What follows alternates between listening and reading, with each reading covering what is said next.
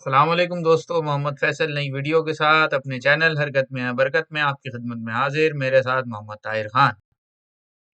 जी, अस्सलाम वालेकुम। क्या चाल है? अल्हम्दुलिल्लाह। और नेल बाइटर देखा फिर आपने? हाँ हाँ, बहुत टाइट लग रहा था। इन बिटवीन के कुछ वन साइडेड हो जाएगा, लेकिन जिस तरह टीम्स दोनों दोनों दोनों की वो करूंगे। ये हम्म, दोनों ही जो है ना, बीच मैच में जैसे रिजवान या एंडी फ्लावर जिसका भी फैसला था, स्पिनर ना करा रहा था, फिर अचानक से स्पिनर आ गया। इस तरह से लाहौर ने बीच में रोक के रखा। ये अच्छे साइन थे, मतलब अच्छी क्वालिटी क्रिकेट थी। ये तो इसको हाँ ये नहीं कह सकते ये फ्रेंचाइज क्रिकेट थी। ये तो लग रहा था इंटरनेशनल मैच हो रहा है जिस तरह से, हाँ। प्रॉपर। सब सबसे पहले तो जल्दी से हम जो है वो स्कोर लाइन बता देते हैं। और हम्म। लाहौर ने पहले बैटिंग करते हुए टॉस जीत के पहले बैटिंग की, पूरे 200 रन बनाए। मेन स्कोरर लाहौर की तरफ से अब्दुल्ला शफीक 65 रन बनाए। हम्म। शाहीन आफरीदी ने 15 गेंदों में 44 रन की, बहुत जबरदस्त कैमियो खेली। फखर जमान ने 34 गेंदों में 39 रन बनाए। ये मेन स्कोरर थे। और मुल्तान की तरफ से 3 विकेटें जो है वो ओसामा मीर ने हासिल की।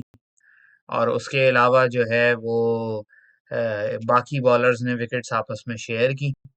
और जब मुल्तान बैटिंग करने आया तो मुल्तान की तरफ से रिजवान ने अच्छी बैटिंग की। उस्मान खान ने शुरू में अच्छी इनिंग का आगाज किया, लेकिन डेविड वीसा चाहता हूँ वो चूक गए। उसके बाद कैरॉन पोलार्ड, डेविड, इन लोगों ने अच्छा कंट्रीब्यूशन डाला। लेकिन बहरहाल जिस तरह की लाहौर की बॉलिंग है, तो कभी भी उन्होंने इन लोगों को फ्री फ्लोइंग हिटिंग करने नहीं दी, जिसकी वजह से रन रेट हमेशा चेक में रहा। आखिर में बहुत जबरदस्त बैटिंग की खुशदिल शाह ने और अब्बास आफरीदी ने, कि हम्म। एक वक्त लग रहा था कि शायद 15-20 रन से आराम से मुल्तान हार जाएगा, लेकिन उन्होंने मैच को बिल्कुल आखिर तक पहुंचा दिया। अब इसमें जो चीज़ मैं दो बातें मैं करूंगा, फिर आप अपना पूरा बाकी रिव्यू दीजिएगा।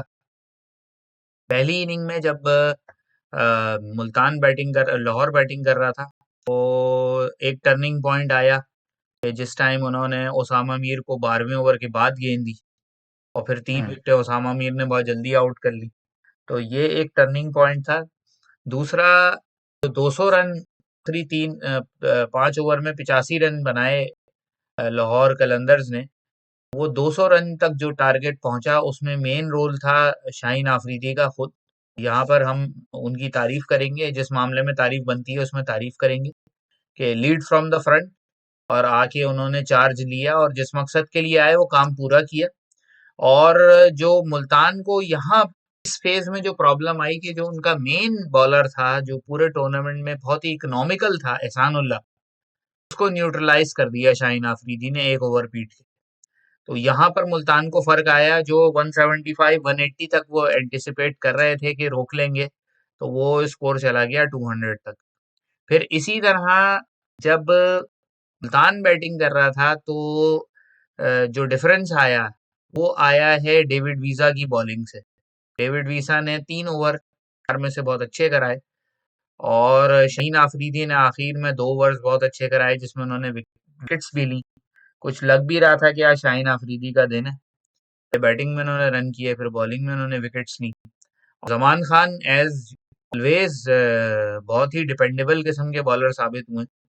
उन्होंने हर मैच में आखिरी ओवर बहुत अच्छा कराया।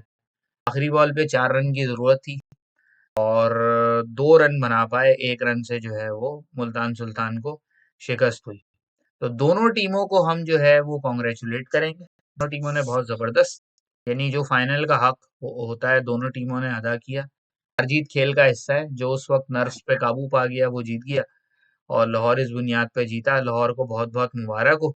लेकिन आज फिर एक बात, के शाहीन आफरीदी की सबसे पहले हम तारीफ करेंगे, बहुत अच्छी कैप्टनसी की, बहुत अच्छा पहले बैटिंग की फिर बॉलिंग की।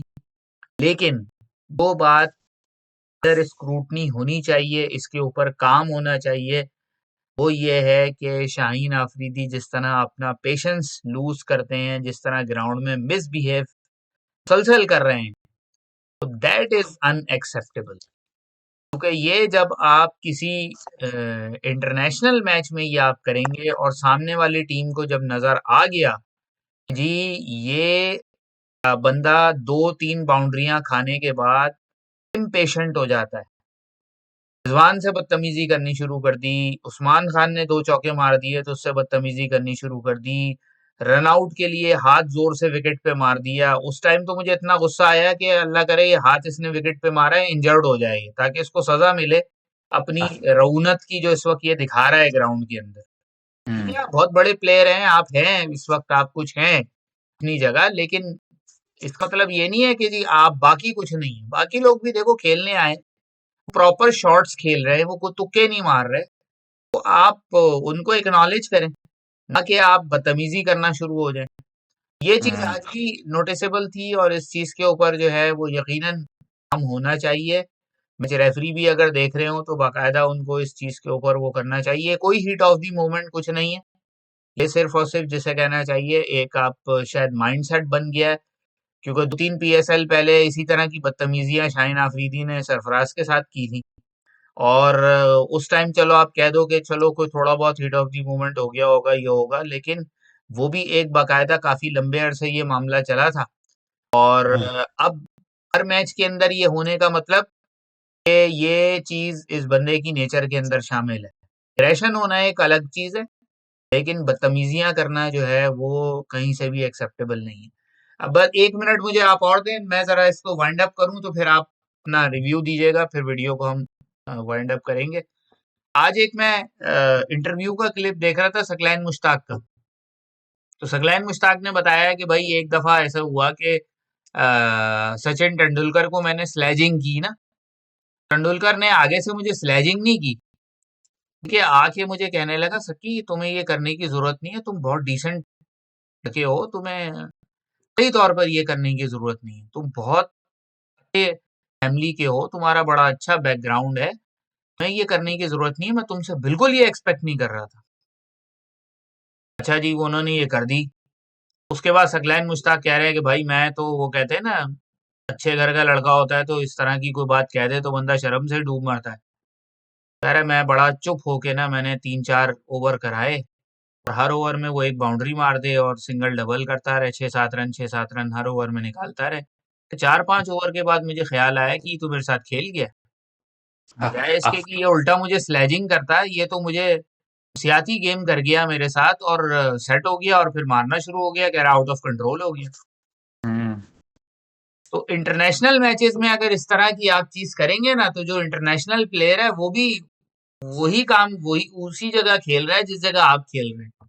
उनके पास ये टैक्टिक्स ज्यादा होती हैं, वो इन कामों में ज्यादा एक्सपर्ट है। तो आपकी बारी। ये वाली बात जो है ना बिल्कुल सही है। एक्चुअली जो आपने कहा ना मैं उसको जोड़ता हूँ बांग्लादेश के प्लेयर्स का। कुछ अरसे पहले आपने देखा था एटीट्यूड, कुछ अरसे क्या नॉर्मली मैंने देखा ही है कि वो हार को कबूल नहीं कर पाते और जीत पे पागल हो जाते हैं। तो अभी एक श्रीलंका से शायद मैच हुआ था, उसमें वो नागन डांस बहुत गया आगे तक। बहुत मतलब बहुत ही कोई ऐसा लग रहा था कि कोई गली मोहल्ले की या कोई ऐसी टीम खेल रही है जिसका कोई कैलिबर ही नहीं है। श्रीलंकन्स फिर भी थोड़ा रुक गए थे, लेकिन बांग्लादेश एक स्टेप आगे चला गया था कि वहां पे जीतने के बाद वो फायदा 9 या 10 प्लेयर जो है वो उनकी फेस की तरफ करके श्रीलंकन्स की तरफ, और वो नागन डांस कर रहे थे। ये मेरे ख्याल से तो बांग्लादेश नहीं, श्रीलंका की आज़ादी का मेरे ख्याल से कोई वो था दिन, तो उस पर ट्रायंगुलर ट्राई सीरीज हुई थी जिसमें दिनेश कार्तिक ने आखिरी ओवर में शायद ऐसी कोई 17-18 रन बना दिए थे 4-5 बॉलों पे। तो वो वहां से शुरू हुई कहानी, लेकिन वो अभी तक खत्म नहीं हो रही। ये जो बैड एटीट्यूड होता है ना, असल में जब जीत को आप हजम नहीं कर पाते और हार को आप सह नहीं पाते, तो फिर वो आपकी रिफ्लेक्ट करता है माइंड पे। फिर माइंड आपका जो है ना उल्टे सीधे हरकतें करवाता है। जो ये आपने शाहीन का 2-3 दफा का इन्हीं इसी मैचेस में ही करीब करीब के, ज़्यादा दूर नहीं पीछे नहीं जाए। फिर वो सरफराज वाला वाकया भी, क्योंकि वो उस वक्त करंट कैप्टन था सरफराज जब वहां पर वो वाकया हुआ था। आप थोड़ा सा नहीं, मेरे ख्याल से उन्हीं दिनों में हटा था शायद, वो हटा पहली था पीएसएल। उन्हीं दिनों में, असल में वो कहते हैं ना हुकूमत तब्दील हुई थी तो इसने पार्टी बदल ली थी। तो अब साफ ये कहूंगा। यहाँ पर यहाँ पर अपने आप को थोड़ा सा ना हद में रखना पड़ा। अब जितना भी हो, जितना भी आपने परफॉर्म कर लिया या जितना भी आपने मुल्क को मैच जितवा दिए, वैसे तो बहुत कम ही मैच जितवाए, लेकिन जितवा दिए, वो सब जो है वो पास्ट की चीज़ है। आपने डेली बेसिस पे परफॉर्म करना है, अपने आप को औकात में रखना है, पैसे कमाने और और घर तनख्वाह चले जाना। आपको हर महीने मिलती है। बिल्कुल। आपने इस तरह ही रखना है, क्योंकि देखें आप जिस चीज़ को मैंने पॉइंट ऑफ व्यू किया, अब आप नॉर्मली अगर आप विकेट लेके और बैट्समैन आउट हुए हुए बैट्समैन के सामने नाचेंगे, तो ये तो अब तो कोड ऑफ कंडक्ट में आ गया है ना, ये तो अब हम्म। आईसीसी के, कि आप ऐसा नहीं कर सकते, या आप ऐसा इशारा नहीं कर सकते पेवेलियन की तरफ जाओ, ऐसा नहीं कर सकते कि जैसे एक दिनों में हारिस रऊफ कर रहा था ये हम्म। हेड कट, यानी ये आपकी गली गर्दन को छुरी फेरने, ये इस तरह की चीजें। तो ये आपको सचिन तो एक समझ लें बहुत पुराना खिलाड़ी है, तो 20 22 24 साल क्रिकेट खेल ली। तो आजकल के इस सोशल मीडिया के दौर में भी मेरे ख्याल से आपको ना थोड़ा सा अपने आप को, प्लेयर्स को खास तौर पे अपने आप को ना थोड़ा सा बचा के क्योंकि जितना आप मीडिया की जद में आएंगे ना, उतना आपके अपने लिए मसले बनते हैं। वो मीडिया चाहे वो प्रिंट हो चाहे वो सोशल हो, जितना आप चाहेंगे कि आप अपने आप को, क्योंकि देखें हर चीज़ की दो साइडें होती हैं, एक पॉजिटिव होती है एक नेगेटिव। आप परफॉर्म करें ग्राउंड में, आप इंजॉय करें, कोई मसला नहीं, लेकिन आप अपनी बाउंड्री जो है ना उसको लिमिट सेट कर लें, क्योंकि ऑस्ट्रेलियन से ज़्यादा बदतमीज तो कोई नहीं होता ना। इंडियंस अब आजकल कुछ जब तक कोहली कप्तान था तो बड़ा एग्रेसिव किस्म का आके लिप में आवाज़ें वगैरह कसना, ये सब चीज़ें होती थी ग्राउंड में। लेकिन देखें रबादा को देख लें आप, सबसे ज़्यादा जबकि ऑस्ट्रेलियन और इंडियन करते हैं, इन रबादा को 2 दफ़ा सस्पेंशन का, तो आप समझ नहीं पाएंगे कि कौन किसके साथ है और कौन किसके खिलाफ। तो हद से रहे। बहरहाल मैच पे आ जाए, मैच तो भाई ऐसा लग रहा था कि कोई भी टीम जो है वो, मैं तो समझ रहा था दोनों टीमें हार जाए दोनों में ही मेरा कोई नहीं था कि कोई आगे जाए। लेकिन जिस तरह मैच हुआ बहुत इंटरनेशनल तरीके का मैच हुआ, ऐसा मैच जो है वो आपको उसमें अच्छी बैटिंग मिलेगी, अच्छी बॉलिंग मिलेगी, 2 4 जगह पे बहुत अच्छी फील्डिंग के वो दिए उन्होंने। अंपायरिंग डिसीजंस बहुत एक्यूरेट थे, बहुत ज़्यादा डिस्टर्बिंग नहीं थी अंपायरिंग। इरफान का फैसला एक कहीं किसी हद तक सही भी था कि स्पिनर 11 के बाद आए और अचानक से इम्पैक्ट भी था। लेकिन एक ओवर मुझे लगता है कहीं बीच में जब पड़ रही थी ना मार, शाहीन आफरीदी क्योंकि फास्ट बॉलर को मार रहा था, एक स्पिनर खुशदिल शाह टाइप का कि आए और विकेट में मारे बस कहीं ये, हाँ। क्योंकि उसकी हाइट भी इतनी है ना कि गेंद अगर थोड़ी सी लो है, जैसे सिकंदर रजा बोल्ड हुआ, गेंद लो रहेगी तो गेंद स्टंप में ही लगेगी। ये थोड़ा सा हो सकता है वो तो गर्मी थी, दिमाग खराब हुआ था, क्या करें, तो हो सकता है ये गलती होगी। लेकिन मुल्तान सुल्तान अगेन, अगर आप पूरी बैटिंग को देखते हुए चलें, तो मुल्तान सुल्तान मुझे लग रहा था कि कोई मौके का इंतजार कर रहा है कि रन किसी ओवर में पड़े, नहीं खुद इनिशिएटिव लेने, क्योंकि मुझे कहीं स्कूप नहीं नजर आए, कोई स्कूप मारा हो, या कोई ऐसा कोई, जैसे सैम बिलिंग्स ने हट के एक छक्का मारा था तो बॉलर बिल्कुल, मतलब एक तरह से दिमाग उसका खराब हो गया। राशिद खान के आखिरी ओवर में पोलार्ड को आउट नहीं होना चाहिए था। ये बहुत सारी टेक्निकल छोटी छोटी सी चीजें हैं। आपने 9 रन बना लिए, 4 1 4 9 रन बन गए, अब अगली 3 बॉलों में अगर आप 3 सिंगल भी ले लेते हो, 12 रन बन जाते हैं आपके। ऐसा बड़ा मसले वाली बात नहीं होती। खैर, ये फाइनल होता प्रेशर का गेम है, जिसने नर्व्स पे कंट्रोल किया वो जीता। शाहीन शाहीन अफरीदी स्टार परफॉर्मर रहा। मैं तो नए नए वाले जो हैं उनकी ज्यादा करूंगा कि उस्मान खान है, खानुल्ला। चले, हो जाता है कि आपको एक मैच आ जाता है बुरा, चले बुरा मैच फाइनल था वो आपकी किस्मत है। लेकिन इसके अलावा हमारे पास ताहिर साहब आए हैं, हम्म। कुछ ऐसी चीजें आई हैं इस पीएसएल में, क्योंकि अभी तक हम ना दूसरे हम बना रहे थे, टिम डेविड बना दिया हमने, हैरी हम्म। ब्रूक्स बना दिया, हम्म। बेंडकेट बना दिया, डेविड मिलान बना दिया, और आप इधर चले जाएं, बांग्लादेशी तो इतने आते नहीं हैं। अगर आप उस तरफ चले जाएं इंग्लैंड की तरफ, इंग्लैंड और ऑस्ट्रेलिया के प्लेयर्स हम बना रहे हैं। तो ये अब अच्छा लगा कि कम से कम 8 प्लेयर इस टीम में हमारे पास इस पीएसएल में आए हैं। उन्होंने हमें कुछ रोशन मुस्तकबिल की नवीद सुनाई है कि यार ये चीज़ अब हम, हमारी ये टूर्नामेंट था तो इससे हमें कुछ प्लेयर्स मिले हैं। ये पीएसएल ये इसलिए मैं ज़्यादा कामयाब कहूँगा कि हमें वाकई एक जनरेशन मिली है जो अगले 4 5 साल क्रिकेट को, T20 को एटलीस्ट संभाल सकते अब एक काम ये करेंगे कि इस वीडियो को तो हम यहीं तक रखते हैं। ये अब पीएसएल का जो ओवरऑल जो ओवरव्यू है ना, जिसमें top scorer, top wicket taker, हैं। टॉप हम्म, बाउंड्री हिटर और फाइंड ऑफ द पीएसएल, इस सब के ऊपर जिसे कहना चाहिए एक अलग हम वो वीडियो कर, बनाएंगे इंशाल्लाह कल या परसों। हाँ वो फिर एक ना थोड़ा डेटा कैलकुलेट करके रखते हैं, फिर वो बनाएंगे इंशाल्लाह। हाँ। कॉन्ग्रेचुलेशन लाहौर कलंदर, बिल्कुल ऐसे ही आप पीएसएल जीते हैं जैसे श्रीलंका एशिया कप जीता था जिसका कुछ पता है और आकर आपने टूर्नामेंट जीत ली। बिल्कुल बिल्कुल, मतलब इतनी कोई हाई फाई मिडिल ऑर्डर नहीं, हाँ। इतना कोई वो नहीं, लेकिन देखें आप बस T20 क्रिकेट में ना सभी बराबर है, हम्म। वो वाला सीन। असल में ये इस उसमें जो है ना टूर्नामेंट में अब्दुल्ला शफीक ने बहुत इम्प्रूव किया। हाँ, और अच्छा किया। वो जो मेरी थ्योरी है ना, जो मैं पिछले कोई साल भर से दोहरा रहा हूँ बार बार, कि हम्म, अब ये जो T20 क्रिकेट है ना, अब ये वो नहीं रही कि वो आफरीदी और मैक्सवेल टाइप के लोग जो है वो इसमें कामयाब हो, या उल्टे सीधे बल्ले घुमाने वाले कामयाब हो। प्रॉपर बैट्समैन को आप ट्यून कर दें और उसको हिटें मारने के ऊपर लगा दें, और उसका हम्म, नतीजा आप ये देखें कि इस वक्त जितने भी T20 में टॉप परफॉर्मर हैं वो सब प्रॉपर बैट्समैन है, सबकी टेक्निक बहुत अच्छी है। ग्राउंड और प्ले अच्छा जो होना दो टीमें इसमें कामयाब जा रही हैं, टॉप पर जो दो टीमें आप कह लें जा रही हैं, तो इंडिया और इंग्लैंड बार बार नाम इसलिए आते हैं कि इन चाहिए। लोगों ने अच्छी खासी लॉट इस तरह की तैयार कर ली है कि प्रॉपर बैट्समैन है और इनोवेशन के साथ खेलते हैं। यानी हम्म, ऐसे ऐसे एरियाज में गेंदों को हिट करते हैं, लेकिन पूरे बल्ले से हिट करते हैं। उस तरह के शॉट नहीं होते कि वो लगता है अभी पकड़ी गई, ओ ये तो बाहर चली गई। इस तरह के शॉट हम्म, नहीं मारते अब ये लोग।